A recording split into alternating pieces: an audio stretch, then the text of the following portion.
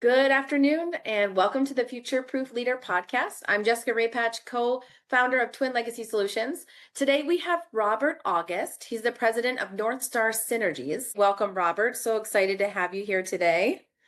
Thank you. It's a pleasure to be with you. And thank you for the opportunity to participate today.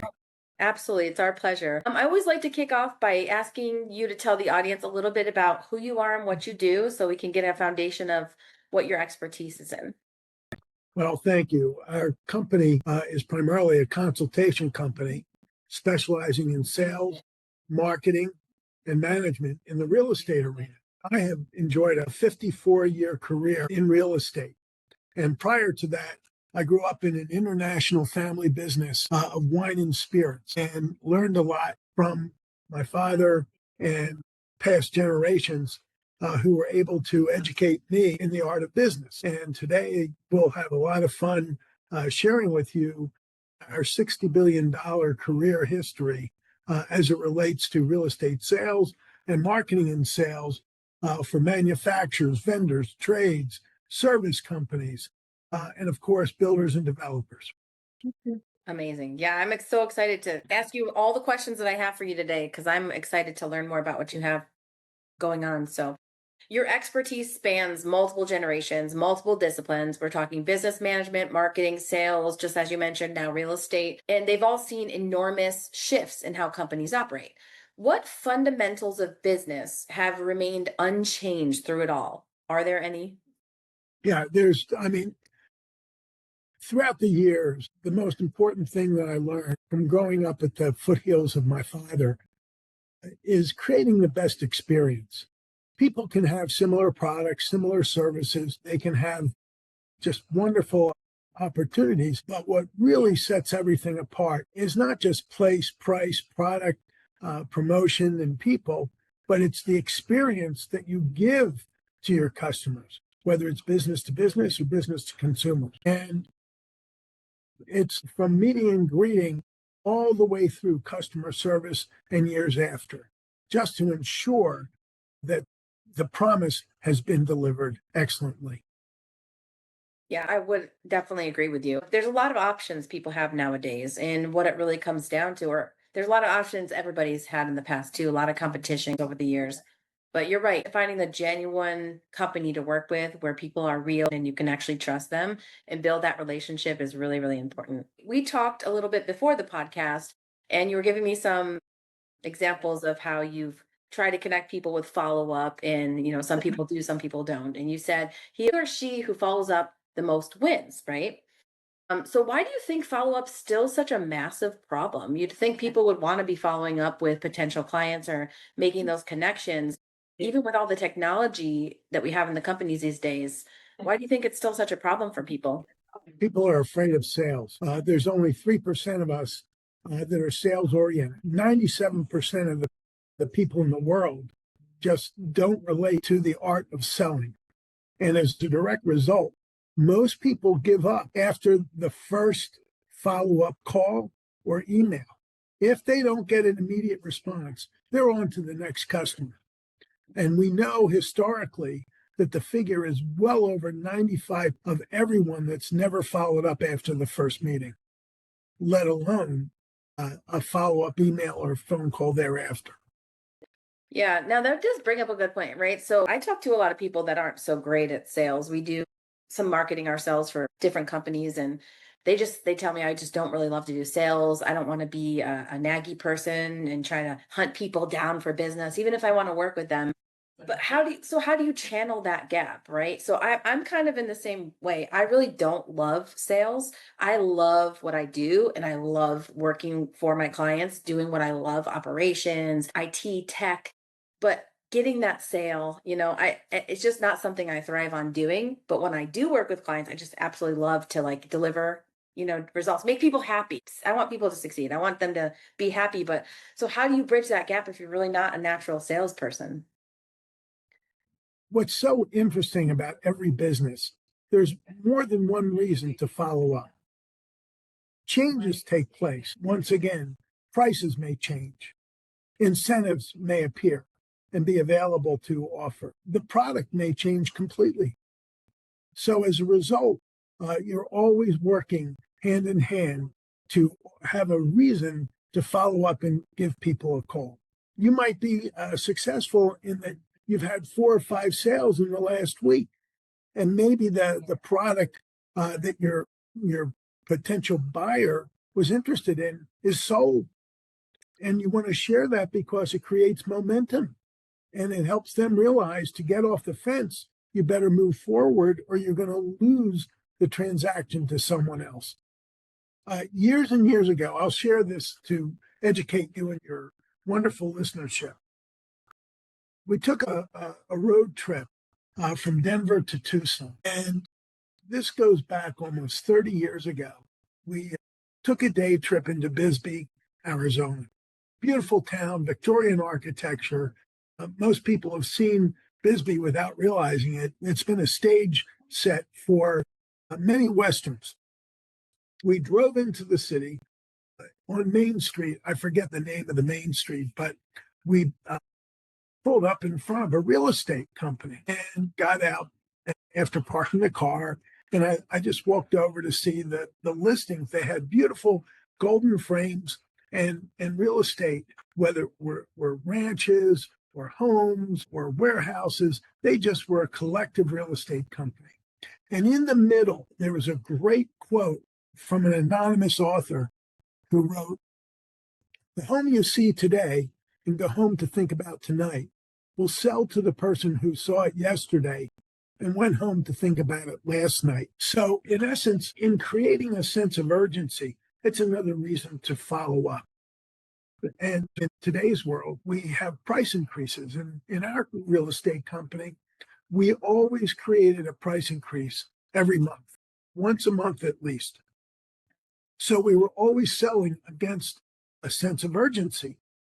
And when you can sell against a sense of urgency, fear of loss is the biggest concern that most buyers will have. So it's another way to instill in people that, number one, when you meet them, to let them know that you're going to follow up with changes, again, in price, place, product, promotion, and the people. And as a result of working with these 5 Ps, you always have something to share without repeating. That's good. Incentives are good. I know nowadays when you go online, if you this is obviously doesn't relate to real estate itself, but I like to click on different ads and stuff to see what the follow on instruction is, just for my own research purposes. So let's say you're going to buy something online and you click it, but then I don't buy it or anything, I see what happens or whatever. The good companies that want to instill that sense of urgency will then email me, okay, if you do it in the next 10 minutes, we'll actually give you 20% off. And then if I don't do that the next day, it's like flash sale. Like, how could you do that in the real estate market though?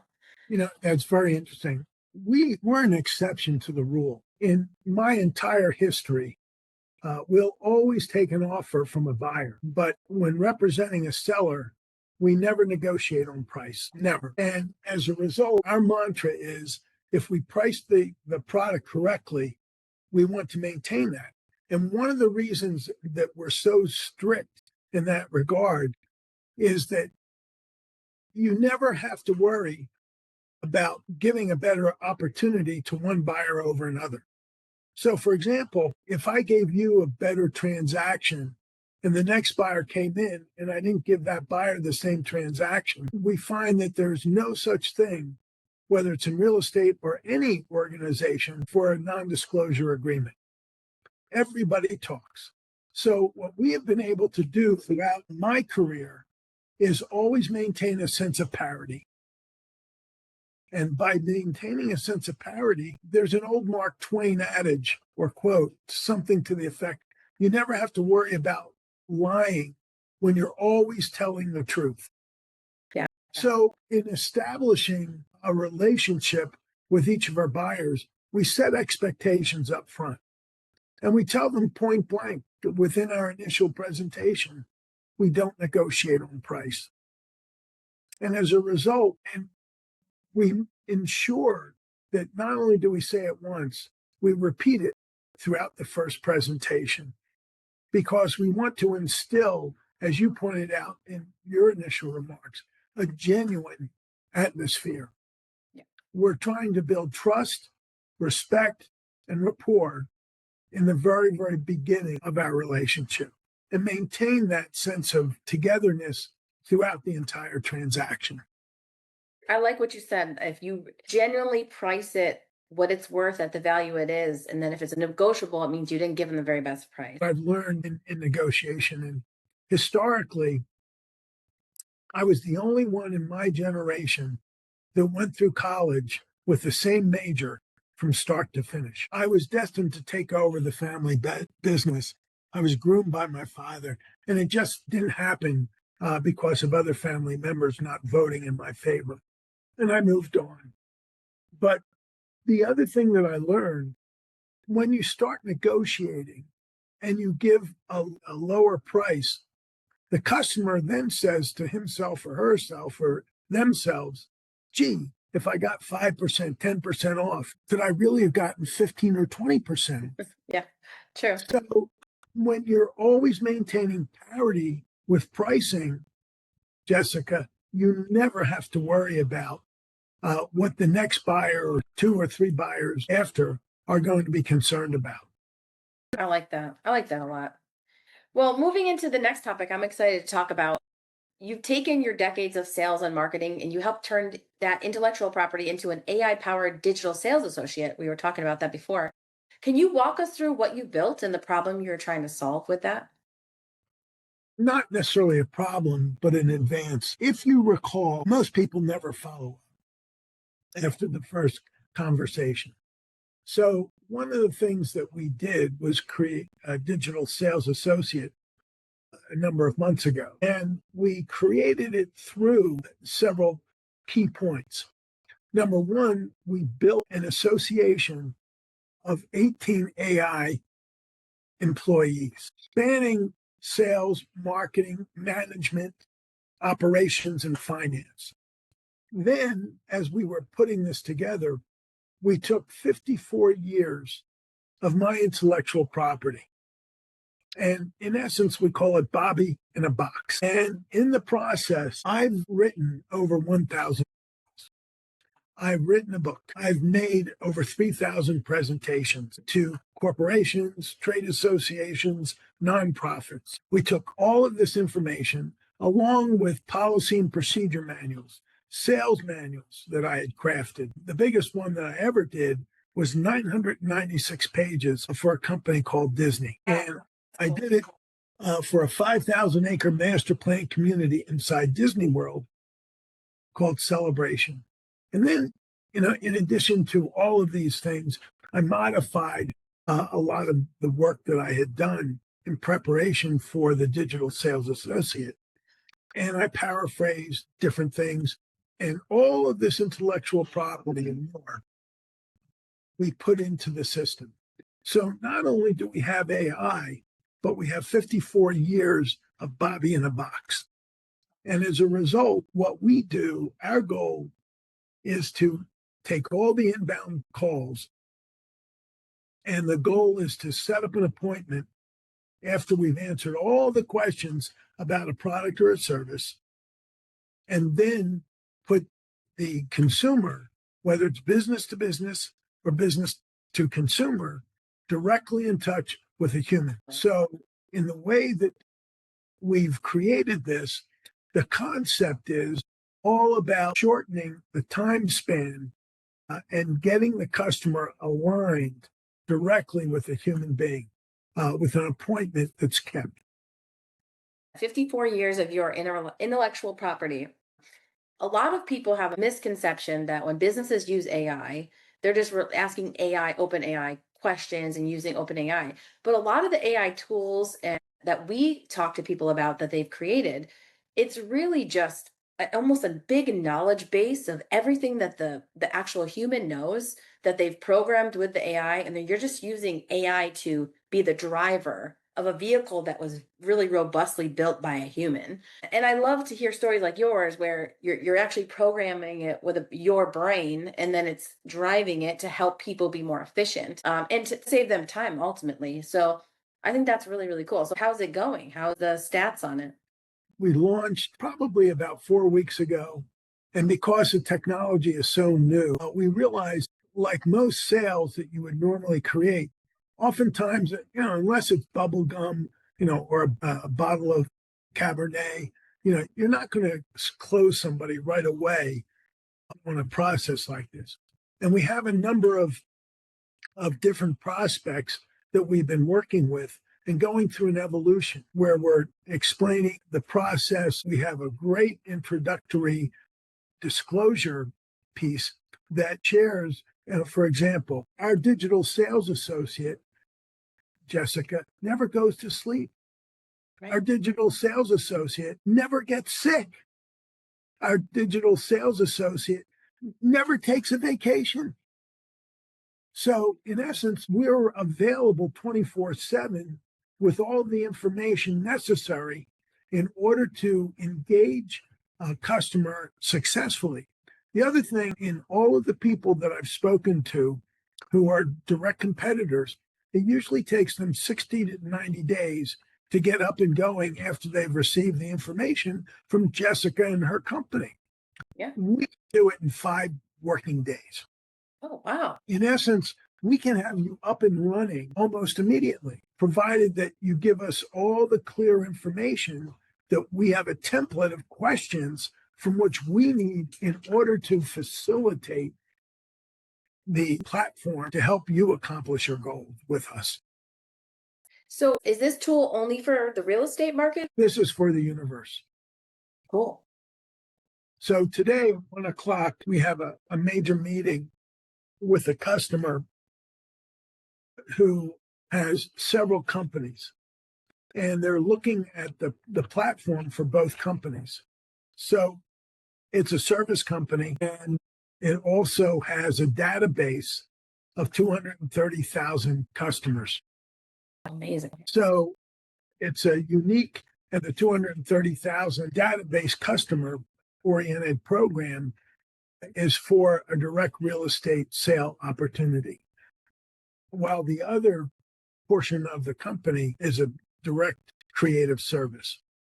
So we've been able to fashion two different concepts in which to hopefully make our services available. So if I'm a financial guy, a financial business that I'm trying to sell my services, how can I use this tool? Like, would people come to my website and it's embedded in my website? Is it through email, or like how do people encounter? It's almost like an AI chatbot. Of course, the corporation would have to be in a direct marketing mode to generate qualified leads. And Yeah. if they don't know how to do that, we do. So, in essence, we would orchestrate a marketing plan of action, which would be a separate fee. And from that marketing plan of action, we would integrate, we would review, do an assessment of the website, the advertising, the public relation, and any promotional vehicle. We would look at their CRM, their customer relations management program, and we would determine how effective it is. And from that, we would be able to orchestrate a very, very exciting marketing and sales plan, similar to what we've been doing throughout my career, my business career, that spans more than 54 years. So, in essence, it's a different process than most people would typically undertake. And while we're doing all of that, we spend a lot of time understanding where the customer would like to sell its products and services. So, in other words, there might be a geographical area. Maybe you'd like to only sell in Cleveland, Ohio. So, as a result, we would just focus on the metropolitan area of Cleveland. Or you might say, this product would be great for every major city in Ohio. And we could then tailor the platform to meet the needs for the products and services within Akron, within Cincinnati, Dayton, etc. Amazing. Yeah, so we do some marketing and sales as well. We like to call it a strategic audit of a business to see their CRM and in their sales and marketing, what is it looking like? But a lot of customers will say to us, well, we don't need we have a marketing team, we have a sales team. Can we just use your one product? Is that something that you guys offer? What we've learned, we don't necessarily have to be everything to everyone. Yeah. The other thing that we can do and have done on a separate basis through our corporation is develop assessments for individual companies. So we can walk into any company and with our acumen, learn about what that company is doing.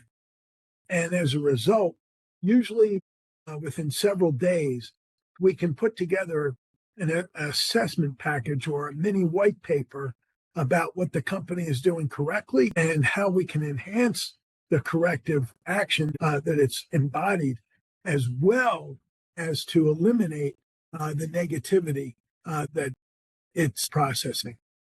I have a lot of the same mindset. I think that's why I connect with you so much. I would assume you start there with your assessment so that you can fully understand. There's a lot of businesses that this isn't a knock on anybody, but they'll sell certain packages and that's what they're selling. Your package A, B, or C. And our standpoint is very similar to yours. Like every company is so unique in what they're doing. The integrity behind selling something is to make sure it's going to be useful for your client. So I love that you guys also start with that audit, that assessment, so you can really understand, well, what are you doing right? What could you improve on before you implement more solutions on top of that? Because I think it's highway robbery when people are selling these companies all these new AI tools, but do they really need them? Or is this somewhere that they could be more efficient? Or is it really just them trying to sell their product? So I love Yeah, to hear when companies take the time to assess and do those audits to make sure that they're holding that trust and the credibility. yeah. I had a great meeting on Friday. The party was trying to sell me on a whole series of creative processes. And the other point that we can go back to that experience where I spoke about making sure the experience is great. Yeah. A tag to that would be very, very important for the audience to listen to. It's selling needs. It's not selling wants. Yeah. Focus on the need of the buyer, regardless of whether it's business to business or business to consumer. If you get lost in the wants, you will never close a transaction as quickly and maybe never close it at all. Yeah. So, as soon as you can determine what the needs are, stay focused in that lane and don't go to the left, don't go to the right, stay on course, stay on that road and move to the closing. You can always add once later, but this will shorten the selling curve for all of your listeners. I love that. Yeah, I couldn't agree more with you on that one. Now, one concern we talk about frequently on the podcast is making sure that AI is enhancing the human connection rather than eliminating it. So we're very big believers that if you're going to use AI, you should not replace humans with AI, but to use AI to enhance operations and enhance the human mind. So, where do you believe automation should stop and the human relationship should begin?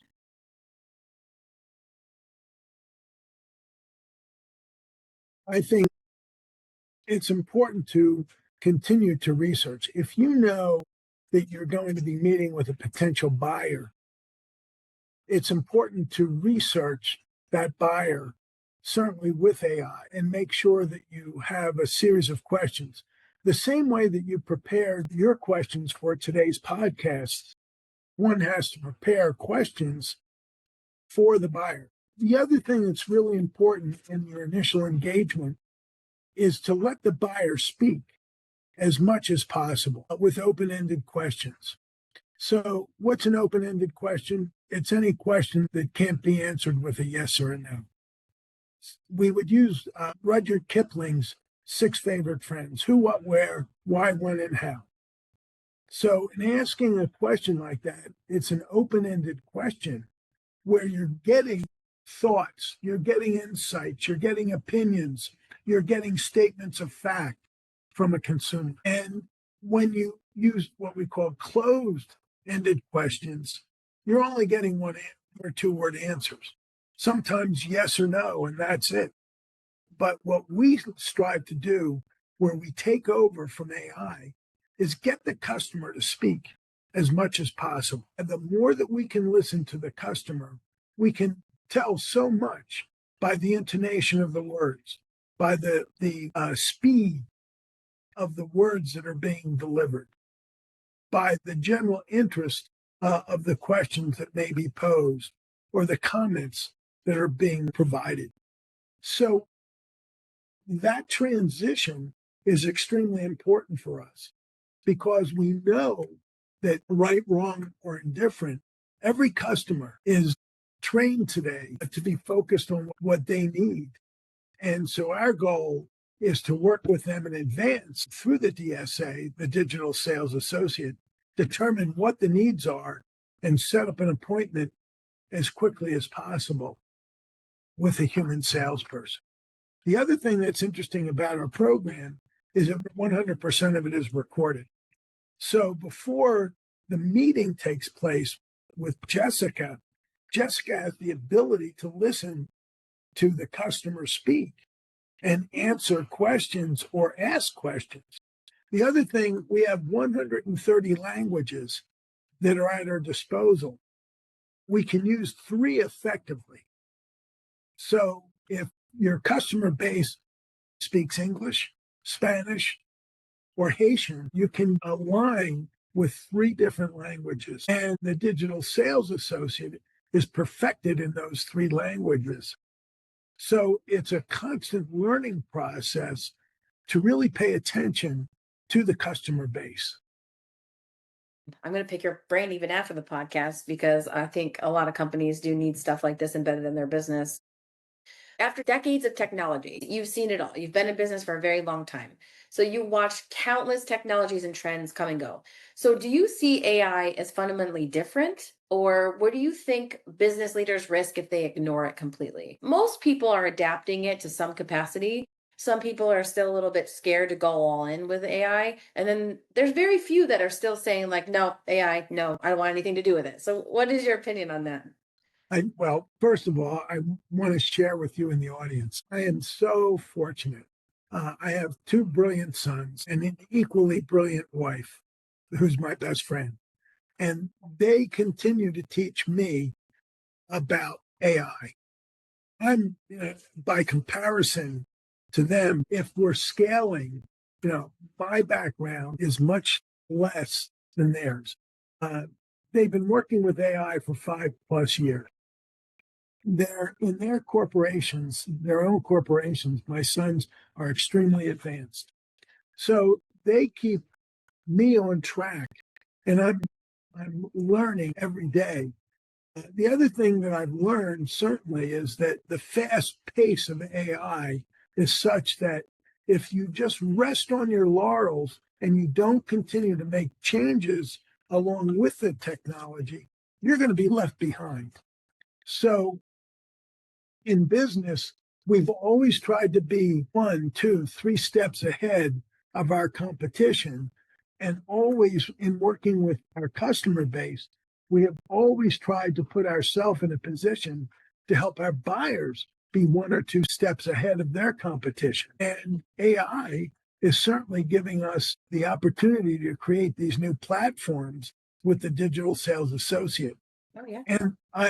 and countless, a plethora of other ways in which to continue to adapt and use AI. Years ago, I can remember when I was an undergraduate, whenever we had a question that we couldn't answer, we would call the library. And the librarian would get on the phone, and within 10 minutes, we usually had an answer to a trivia question or a business development opportunity. Well, today with AI, it's seconds, from asking a question. And it's almost as if you've got another employee sitting next to you that's helping you with research and design in order to facilitate the direction of your specific needs.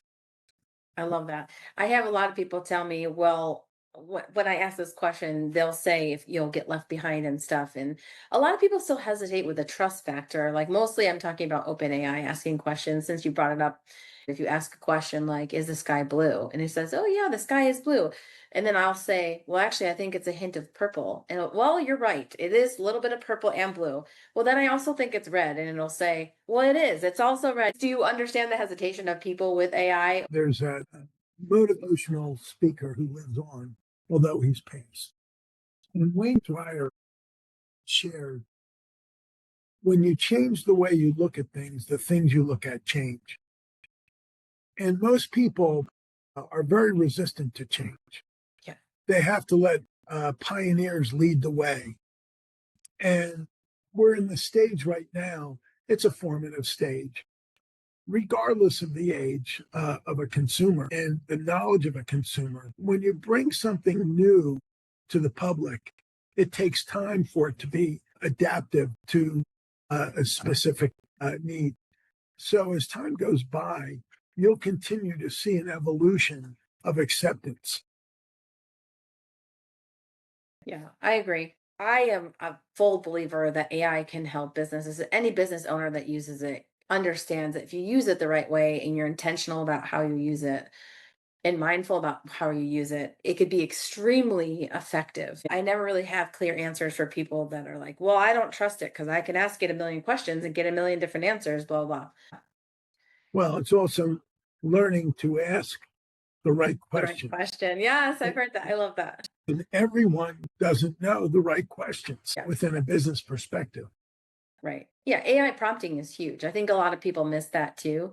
If you ask a very open-ended question, you're going to get an open-ended answer. But if you ask specific questions and you prompt it appropriately, you'll get a more detailed answer and et cetera, et cetera. Well, let's end on a philosophical note, right? So, coming from your background, your generations, your family history, if you can give one piece of advice to our audience as CEOs and business owners, what would it be? Moving in the next 5 to 10 years, what would be a good piece of advice to give to our audience members? Our audience is based with a number of business associates. And there are many things, there are two fundamental points that we've spoken about, or actually three. So it would be more than just one. Number one, create the best buying experience, the best customer service experience. Number two, follow up immediate. Don't give up. There's so many opportunities to stay in touch with your buyers, especially when you think about what the cost of generating a qualified lead is. And number three, always market. Never stop marketing your company. Use the services of Twin Legacy Solutions. Get out there in the marketplace. We have found that when markets slow down, typically most companies stop marketing and training their salespeople. And the rest of us, that are the other 5% that are out there that continue to market and sell, take over market share. And as a direct result, we're giving our audience, our buying audience, the security and the knowledge that we're in business. We're here to take care of you, whether the market is great or the market is challenging. And so what we've learned over and over, especially watching our family, our international family business, and my father-in-law's international business as well, never stop marketing, because the more that you're out in the marketplace creating the best marketing and sales plans, you will outperform your competition. I agree. I've heard somebody say, what you do today is what success you'll see in 90 days. So we'll talk to companies and they'll say, well, actually pretty good. Right now we have a lot of work. It's great. But what you do today is setting you up for what you're doing in 3, 6, 9 months from now. And people forget about that, right? Especially we'll talk to businesses that have a lot of referral based business, which is great. It's a huge compliment to have referral based business, but well, referrals can run out. Well, companies budget that look great this year might very drastically change next year for those referrals. So I couldn't agree more with your statement to continue to sell and market to grow your business. Absolutely. So Rob, thanks so much for being on the show. Where can people find you to talk to you about the digital sales associate, marketing plans? You mentioned you also have a book. Where can we find you? You can find me at North Star Synergies.com. NorthStarSynergies.com is our website.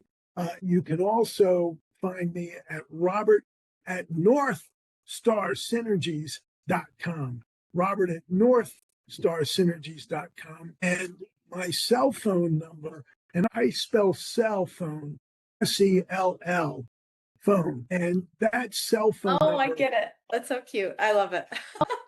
303 601 5840. Once again, 303 601 5840. And Jessica, our operators are standing by right now, waiting for your audience to call immediately.